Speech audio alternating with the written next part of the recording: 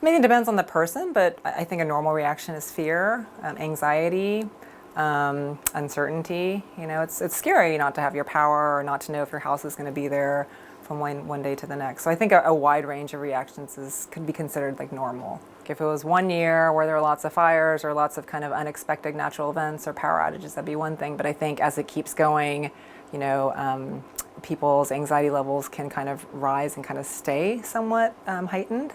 And that can take a toll on people's mental health, their physical health. It becomes like what they call like a chronic stressor, which has much poor health outcomes. And on a very basic level, you certainly engaging in self-care, you know, really kind of maybe obvious things like making sure you sleep a good amount, making sure that you're eating properly, exercising, keeping a daily routine that's pretty regular, to maybe more or less obvious things like making sure you have a good social support system, talking to friends, noticing if you're doing things that are a little out of the ordinary, like maybe you're, I don't know, avoiding people more, avoiding certain places or situations, kind of shutting down some. Those might be signs that you're not dealing with the stress as effectively. And those kinds of signs are the ones that you want to pay a little more attention to. I think people are resilient, and in the short term they can. You know, people are really good at, you know, buckling down and getting through things. I think what's difficult when you have, again, a chronic stressor or something that keeps happening is that eventually, like, your system it'll take its toll. And so, you know, long-term solutions are kind of facing the stressor or the anxiety head-on, either seeking treatment, talking to someone, getting a support group, finding some way to manage the stress. Avoidance of stress, or, you know, even situations of PTSD, avoidance is actually what prolongs that anxiety reaction. So ultimately, not to avoid the stress, not to avoid your uncomfortable feelings, that's the best route to go. They call it the new normal. I mean, I think that's what people are trying to figure out, is how to adapt this. I mean, for some people, moving out of the area is what they want to do because they just, you know, it's the security's gone and they're just not able to live in the same way in a place that has the reminders it does. I think developing any sense of control that you can around an uncontrollable situation, whether that's getting your emergency kit together, whether that's kind of making sure, you know, you have, you know, your advance directive and your will in place, communicating with family members regularly around high danger times. I mean, any kind of sense of control around what you can do is really helpful. But ultimately, the decision is up to the person. If it's not an area you want to stay in because the stress is too high, I think sometimes the best choice is to leave that area. But in our daily lives, I think there's always going to be something, right? Whether it's a wildfire or a power outage, it's a stressful period of time for the world, I think. And how about when they think that there might not be an end in sight? Mm-hmm. Yeah, I mean, I think that's when you really kind of can delve into depression and hopelessness.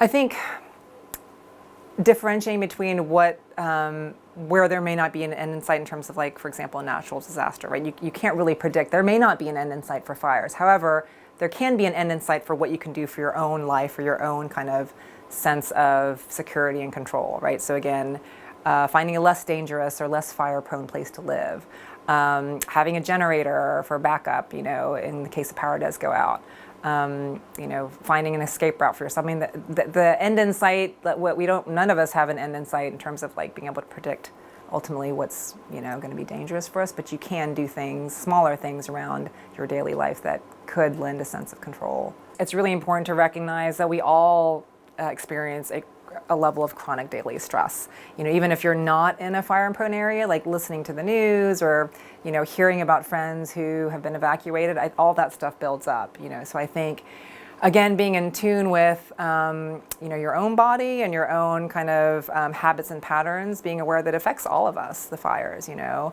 from the air quality to just, again, feeling, you know, somewhat helpless, that you don't really know where the next fire is going to hit.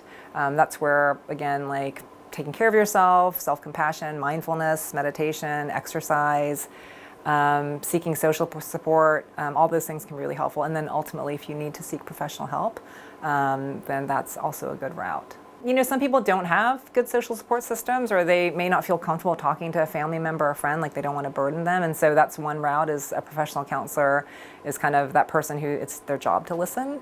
For people who actually might be experiencing like real PTSD symptoms, so usually over 2 months of these kind of sets of symptoms, it really does require professional help, where they can help someone process the trauma, figure out kind of what parts of their cognitive structure around that trauma is keeping them kind of stuck.